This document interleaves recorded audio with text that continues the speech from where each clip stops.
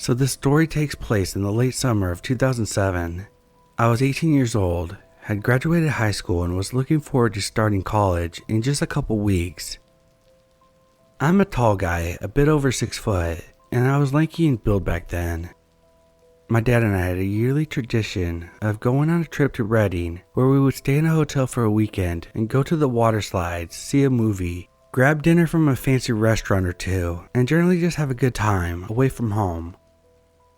It was Saturday and we had gone to the water slides all day. Once the sun was setting, we decided to go to In-N-Out for dinner, and then had planned to go to the movies later in the evening.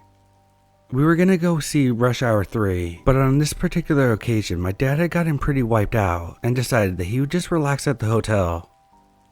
I still wanted to go see the movies, so I said it was okay. He dropped me off at the movie theater, which was only a couple miles away from the hotel that we were staying at, and I told him that he didn't have to wait to pick me up. I just walked back after the movie. While I was waiting in line, I noted that there was a surprising amount of people around my age all going to see the movie called Superbad. It was starting 10 minutes later than Rush Hour 3, and I was curious to see what it was all about. Then I changed to that movie. It was a great time. The movie let out close to midnight, and I was full of energy. The moon was full and it was warm at night in Redding, low 70s, so I was in good spirits as I started leisurely walking back to the hotel. On my way back, I noticed a silver car pulling out of the nearby street. It was late and on a quieter part of the city, so there wasn't a whole lot of traffic at that time, so this car was notable. It slowly rolled up to me and the passenger rolled down the window. Inside was a guy who might have been in his late 20s or early 30s. He was clean shaven, with dark hair, and decently dressed. He asked me if I needed a ride. I thought it was a little odd, but he was smiling and seemed friendly enough. I had such a great day and was still full of energy though, so I just said no thanks and told him that I was just going to walk back to my hotel. His smile faltered for a minute, and he asked me if I was sure. I nodded, assuring him that I'd be alright. He shrugged his shoulders and asked me one last time if I was certain. I said yeah, and began to walk. He drove off and I thought that was the end of it, but it wasn't. About 2 minutes later, I was still walking along the street, and I saw a car coming down the opposite side of the road. There was a cement divider on the center of the road, and it only had a couple areas where the car could turn around. I had been distracted with my own thoughts and wasn't looking for it, but I thought it might have been the same car. I glanced back and I could just barely see where the road curved and the car turned around at the same intersection.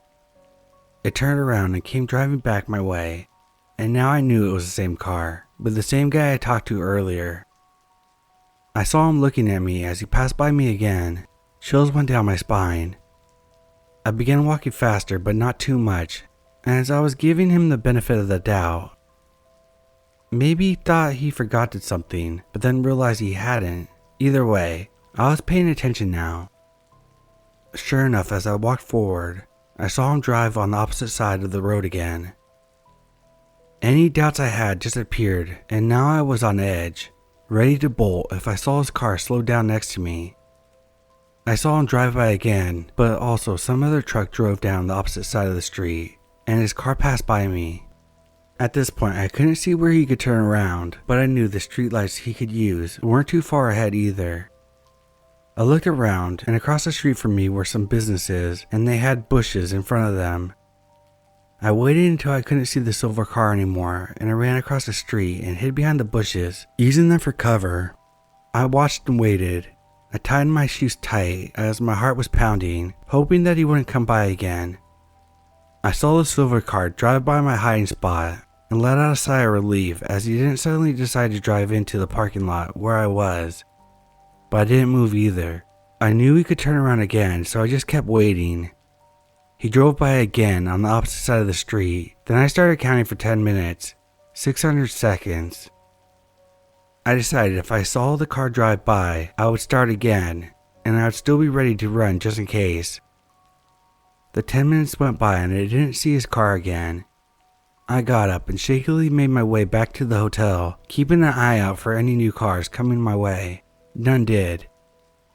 My dad woke up when I got back to the hotel room, and I told him what happened. He got up and took a look around the hotel parking lot before saying that we should lock the door, draw the curtains, and get some sleep. We left early the next day. I'm really glad I didn't get into that car with the guys that night, because I recently heard that there's been a number of kidnappings in the area, with people getting taken after getting into seemingly friendly strangers' cars at night.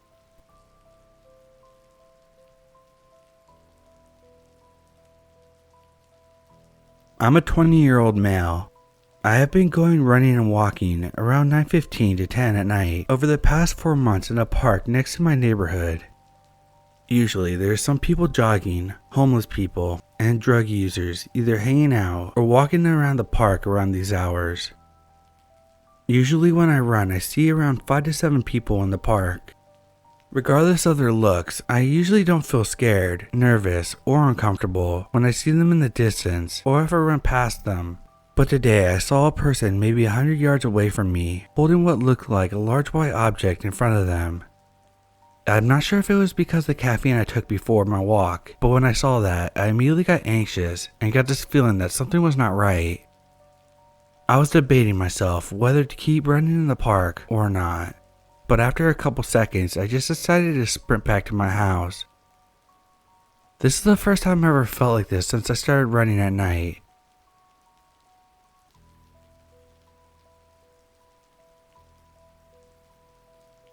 When I was a freshman in college, I lived in one of the dorms that was on the remote end of campus. The only way back to the building that didn't add a ton of time to the walk was a bike footpath that had the reputation of being sketchy. Before going off to school, I had taken self-defense classes due to previous encounters with creeps. This left me on relatively high alert anytime I was in a public space. I'm a horror movie fanatic, so it's difficult to truly scare me, even in situations that rationally should. On my way back to the dorm one night, I crossed a bridge on the final stretch. The main path intersected with an incredibly dimly lit stretch of sidewalk that I had never seen used. As I crossed the bridge, I noticed someone on the sidewalk, which stuck out to me since I walked by there several times daily and had never seen anyone use it before. The person was wearing a black hoodie despite the heat, with the hoodie pulled over their face, turned towards the ground so it wasn't visible. They were walking in the opposite direction of the path that I was on. Before reaching a building that would have blocked my view, I turned around to see this person's direction again. I had a strange feeling that urged me to look. The person had turned around and started walking towards me. However, when I looked at them, they paused for a second, then turned around and resumed walking in the direction they had been. They weren't looking at their phone or anything. They could have needed to get something, or plans could have changed. They just did a 180 and walked away. The timing was eerie enough to spook me. I could just be paranoid, or I could have just avoided something terrible from happening. I still think about it often and get chills about it 5 years later.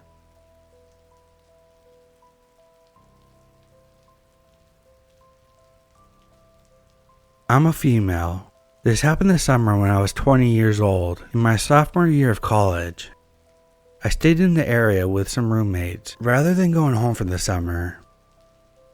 Being in a relatively safe area, Santa Barbara, California, I went out for a 4-mile run after dark. About halfway through the run, I noticed someone biking behind me. I occasionally glanced back to check on them. I was on a relatively main road at this point, so luckily for the most part, I wasn't alone with this guy. I only made 2 turns that he copied me on, so I wasn't convinced at this point that he was following me. The thing that freaked me out though was that he was matching my pace perfectly. And keep in mind, I'm not a fast runner. A bike should easily surpass my pace. So I finally get to the point about a half mile from my apartment when I have to turn off the main road to get home. I decided to play it safe and go to the gas station and call my roommate to pick me up. I was hyperventilating at this point. What was even more comforting was that I recognized the cashier who also went to my college. Thankfully my roommate answered and was a short drive away and headed over. When I walked out of the gas station, I noticed the biker standing by his bike on the corner opposite the gas station. As soon as I got in the car, he jumped on his bike and pedaled off.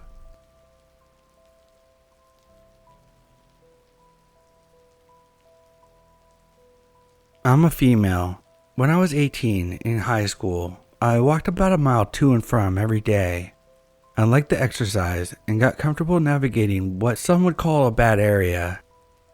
Naturally, I had lots of creepy encounters over the years. Here's a few that I remember the best. 1. It was the start of summer before my junior year. I was a few months shy of 16, and I have always looked incredibly young for my age. I'm still mistaken for a younger teenager, so that should give you a good sense of how young I looked. I just started going down the road to my neighborhood when a couple in a beat-up white car pulled up beside me. The man looked significantly older than the woman that he was with. I can only describe him as haggard. He had this 1,000-yard stare that immediately raised red flags. It was almost like he was staring straight through me. The lady in the passenger seat had bad teeth and looked as though she had been picking on her skin for years. Another red flag. She asked me if I needed a ride, and I remember she had a really kind, warm voice, but the smile wasn't genuine at all. Given that it was less than a quarter of a mile from my house, and I was creeped out, I respectively declined. They peeled off and I booked it the rest of the way home. Number 2.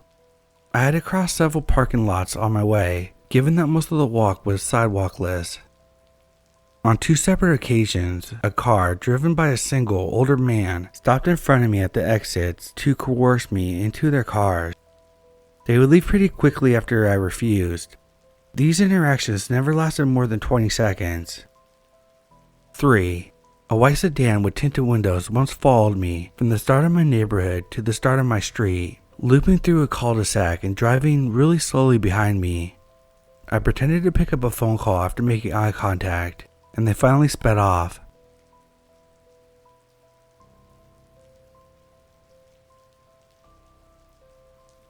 At the time, I was 15, walking to church on a Sunday morning by myself.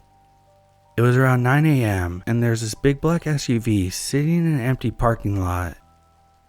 As I walked by an older man, maybe in his 30s, he called me from his window asking what my name was. Again, I was only 15, so I was naive and assumed that maybe he knew me or my family. We were in a small town. I stopped and told him my first name. He nodded his head towards me, bit his lip, and responded, "Come over here." This was when I realized something was wrong. I ignored his invitation and practically ran the remaining 2-minute walk to my church. Luckily, he didn't follow me. As an adult now, I wish I would have taken a mental image of his license plate and called the cops. Was he lurking in that parking lot waiting to find the perfect prey? Or did he just need to ask me a question?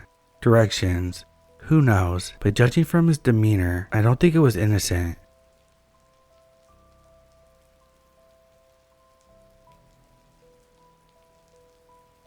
A few months ago, I was staying in my partner's apartment for a few weeks by myself. I don't quite remember why I was out so late, but it was around 1 a.m. and I had just got off transit. Only one other guy got off with me, and he was rather tall and walked briskly. I was ahead of him at first, but he quickly passed me, cause even though I have a quick stride, I'm pretty short for a guy. I normally live in that city, so I'm not sure why, but the streets were incredibly empty. I remember thinking that because there wasn't a single car on the road. We were literally a 5-minute walk away from the major university, so it was very odd not to see a single person or car. The only lights on were the street lights. I spent nights at my partner's place before, and I never remembered it being this dead.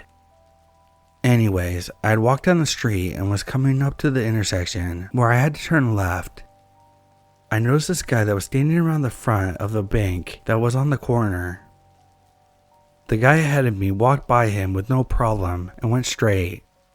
I was a bit weary, but didn't think much of him until I was a meter away and he had sidestepped to be in front of me and held his arms wide open, grinning at me. I glanced in the direction of the guy who left the train with me but he was across the street already. My heart was pounding at this point, and I think I may have started to disassociate from the stress because I can't even remember what he looked like, even though I was looking directly at him. If this sounds like an overreaction, I have a history of multiple cases of CSA by different people and have PTSD among other mental illnesses that I still struggle with.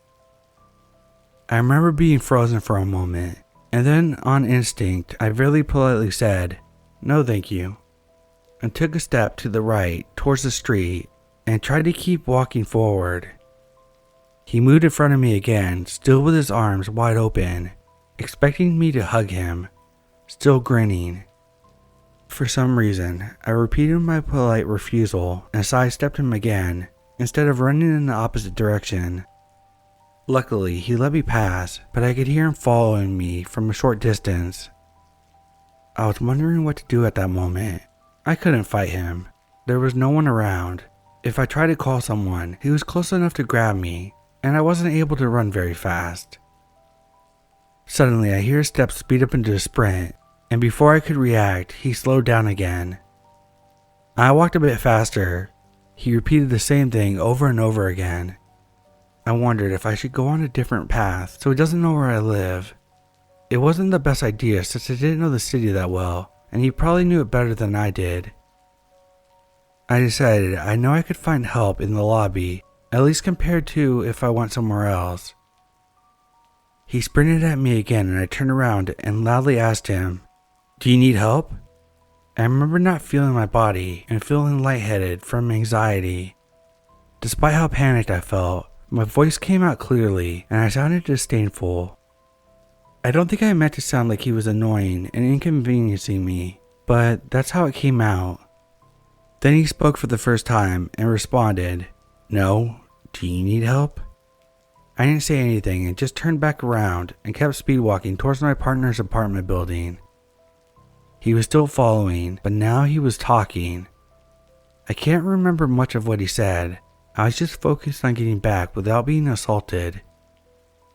Eventually, I heard him stop walking. I know, I'm scary. I don't know why he said that. I took this opportunity and put more distance between us and kept speed walking. He didn't keep following though, he just kept saying, "I know, I'm scary." He got louder and louder the further I got. I got to the door of the apartment building and looked back again. He was no longer in sight. I unlocked the door to the building, then ran up the stairs instead of taking the elevator. When I got to the apartment, I went straight to the window because the unit had a large window facing the street. I wanted to see if I could see him. The streets were empty. I texted my partner about this experience, but he was already asleep and wouldn't see it. Luckily, I never saw that man again, and I hope I never will.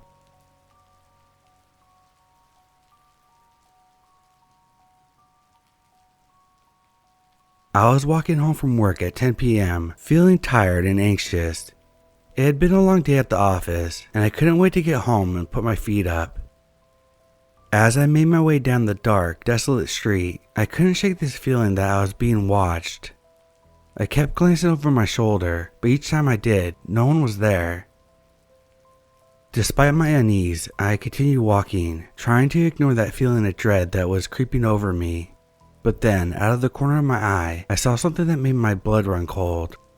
A man was following me, walking at a leisurely pace, just a few feet behind me, but across the street. He was tall with broad shoulders and had this menacing look in his eyes. In his hand, it looked like he had a knife as the street lights were shining off of it. Panicked, I quickened my pace, but the man did the same. Now I could hear his footsteps pounding the pavement behind me. He was getting closer and closer with each passing second. I knew I had to do something or he would catch up to me. I looked around, searching for any kind of help, but the street was empty and the windows of the buildings were dark. I was completely alone. With no other options, I started to run. I sprinted down the street, my heart pounding in my chest and my breath coming in short, ragged gasps. I could hear the man behind me. His heavy footsteps were pounding on the pavement as he chased me. As I ran, I could feel my fear giving way to desperation. I didn't know how much longer I could keep going. I was getting tired and the man behind me was getting closer and closer. Just when I thought that I couldn't run any further, I saw a glimpse of hope. Up ahead, I could see the entrance to the subway station. If I could just make it there, I could lose the man in the crowds and get to safety. With a renewed sense of determination, I pushed myself harder, sprinting towards the subway entrance. I could still hear the man behind me, his footsteps getting louder and louder as he closed the distance between us. I was so close, I could almost taste it, but then, just as I was about to reach the entrance, I felt a sharp pain in my leg. I looked down and saw the man had thrown the knife at me, and it had lodged itself into my thigh. Despite the pain, I didn't stop. I gritted my teeth and kept running, dragging my injured leg behind me. I could see the entrance of the subway station, and I knew I had to get there. With one final burst of energy, I stumbled through the entrance and into the semi-crowded station. I looked around, hoping to see a police officer or something who could help me, but I was just met with a sea of indifferent faces. I was alone, and I knew that the man with the knife was still out there, looking for me. I had to get out of there fast. I limped to the nearest train, hoping to find a safe place to hide, but as I boarded the train, I heard the voice behind me. "There you are. I've been looking for you." I turned to see him standing on the platform, a larger knife in hand. He was smiling, and I could see the madness in his eyes. I knew I had to act fast. I grabbed the nearest thing next to me, which happened to be a newspaper. I used it to shield myself, and the man actually lunged at me with a knife. I could feel the blade slicing the paper, but it didn't reach my skin. I fought back, using all my strength to push the man away from me. He stumbled backwards, but didn't fall. Instead, he regained his balance and came at me again, his eyes blazing with anger. I knew I couldn't hold him off much longer. I needed to find a way to escape. I looked around, searching for an exit, but the train was literally packed with people doing nothing, and there was nowhere for me to go. Just when I thought all was lost, I heard the sound. The man with the knife fell to the ground, and I saw a police officer standing over him with his taser out. "Are you okay?" one of the officers asked me, rushing over to me. "We've been looking for this guy for weeks, and we're glad we finally caught him." The officer helped me to my feet. "You're safe now." As he led me off the train, "We'll make sure you can't hurt anyone else." As I left the train station in the ambulance, I knew I would never forget the terror of that night, but at least I was alive and safe. This happened many years ago, and he's still locked up to this day.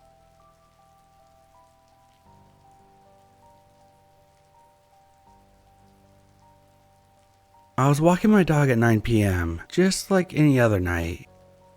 I had chosen this time because it's usually quiet and peaceful, and my dog loved to sniff around and explore. But this night was different. We turned down this semi-dark alley. I heard voices coming from behind a dumpster. I stopped in my tracks, my heart pounding in my chest.